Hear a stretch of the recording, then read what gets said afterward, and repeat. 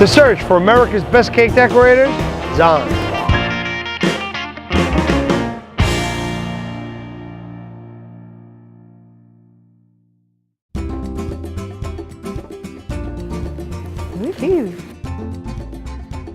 I am going to make a wedding cake for my two-tier cake. It's going to have a variety of sugar flowers on it, roses and peonies and calla lilies, and I'm going to make it come down in a cascade, very classic and traditional for weddings.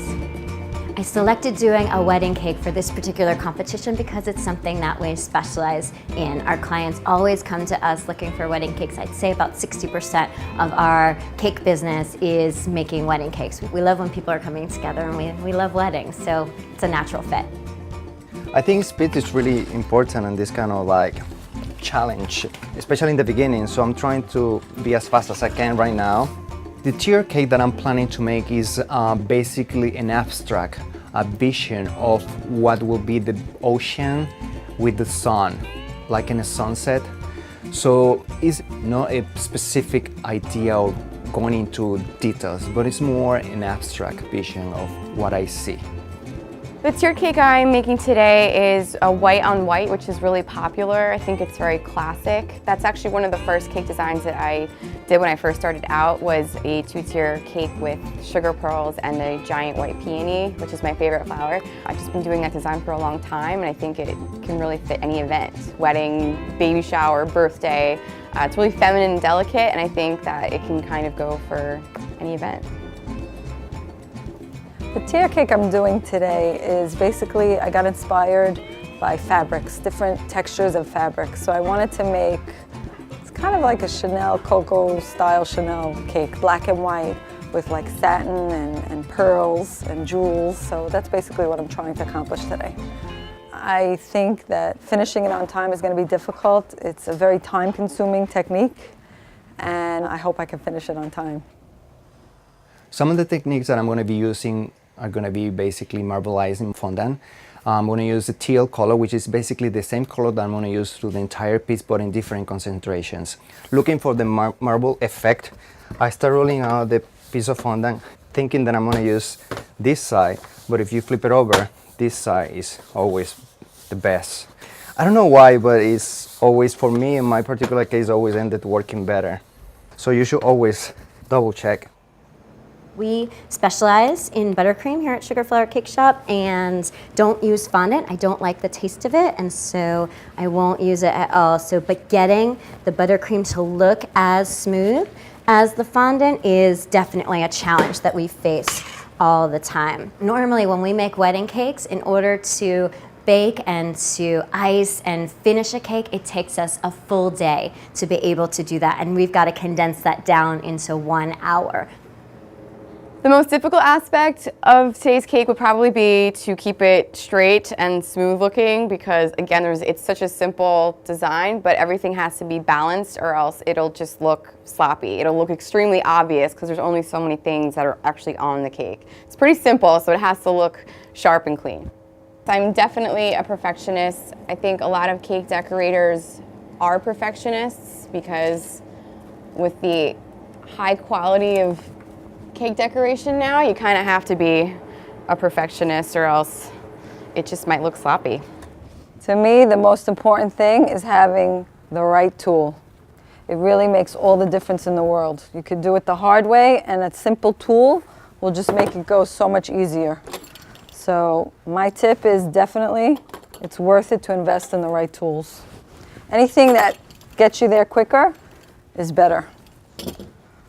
I don't think anyone has more tools than I do. If I don't have tools, who does? You know, time is money, and the quicker you make a cake, the more money you'll make. In this particular design, the marbleized concept that I'm trying to use is basically to create a little bit of the water, the movement of the water. So basically, I don't want to just color a piece of fondant in a flat blue because that doesn't say anything. However, if I use a marbleized technique, it can give you a little bit more flow of the movement of the water. For me, colors are really important in my designs because it's what makes your design stand out from others. I have a very colorful eye, so I like to work with brilliant colors, with bright colors. So colors is really important in all my designs. Because it's so cold in here, I just pop this fondant into the microwave just for like 10 seconds just to soften it up a little bit. Basically, it just makes it a little bit easier to put it around the cake.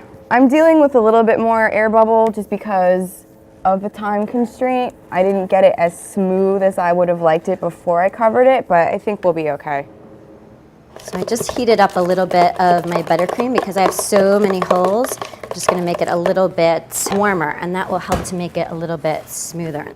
Since they've been in the fridge for a little bit, the sides of the cake are hard, and so I just am throwing basically just a skim coat of buttercream all around the edge, and with just a little bit of pressure now, I'm able to take out all the holes. So you can kind of see the difference between where the holes are and where I filled them in now with the warmer buttercream. This looks a little dry right now. I might just take a new one because I'm crazy. Because if I take a chance and I don't like it, you know what? I'm scrapping it. I'm really taking a chance. It looks dry and I don't like it. So I'm going to knead up a new piece. So it's better off. I took the couple of minutes, I kneaded it, I put a little Crisco in it, softened it, and now I have a nice smooth cake. The thing I'm worried the most basically is, since I'm working in such a short period of time, if the actual scrolls are going to be able to stay on the cake, they're not going to be falling apart. Come on, baby. It seems to me that I'm having a little extra time, so I'm going to use that extra time to kind of like go around the cake and look for the final details to make sure that everything is set perfect in the right position and the cake looks great.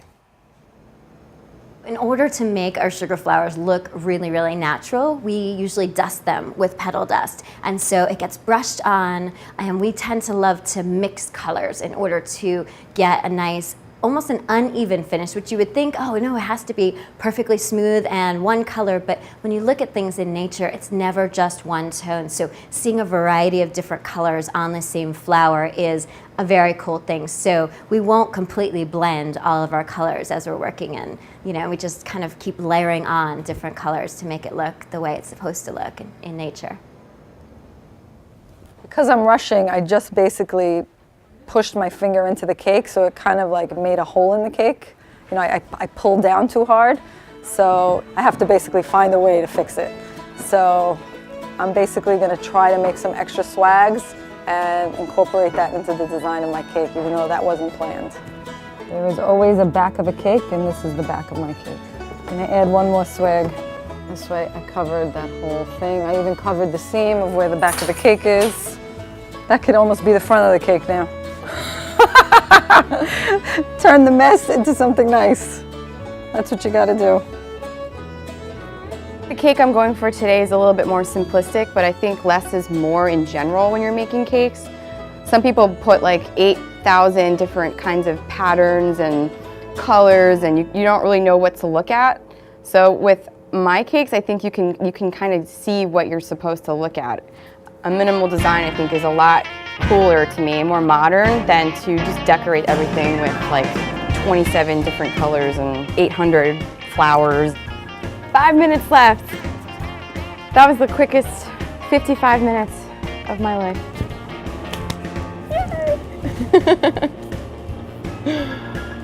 Done. Ta-da! What's really stood out about my work is basically the details of it and how clean and unique it is. I think that is one of the things that set me apart from the other cake decorators. I work fast, but my work, my final product is clean, neat, and unique. Wow, that was tough. That was tough. I think my cakes are very now, and it's something that people would want to buy. I think that if they were on the shelf, they'd say, okay, I want to buy that. I think they're just very now. I think in terms of our aesthetic anyway, less is more in terms of cake decorating. I just think that some people tend to over-decorate with either a pattern or a color or a texture or something, that it can just look too noisy, because you always want to add something else and tweak something else, but sometimes you just have to walk away from it. I think the thing that stands out about my style is in using buttercream, not resorting to fondant, yet still being able to achieve something that is pretty and that is smooth and above all, that tastes really great.